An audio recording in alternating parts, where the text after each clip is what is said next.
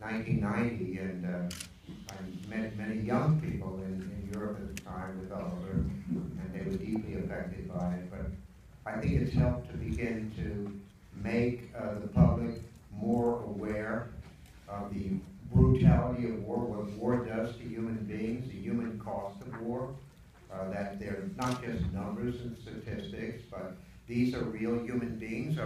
These are our sons and our daughters who we send off to these conflicts. Often they are senseless, unnecessary conflicts. Often our young men and young women are sent into battle needlessly in wars that need not be fought.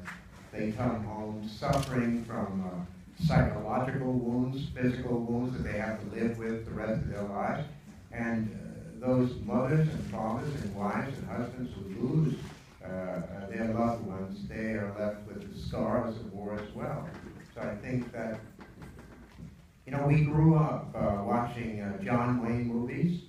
We grew up watching Audie Murphy and To Hell and Back.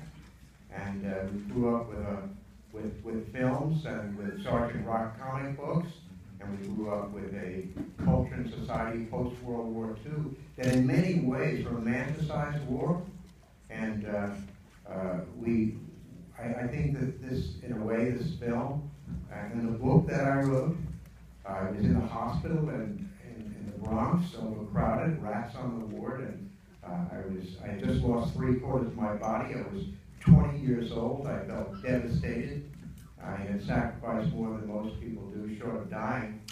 And I knew that nobody was talking about when I went through it, what I saw. And I know that, and I'll stop after this, but I know that as well,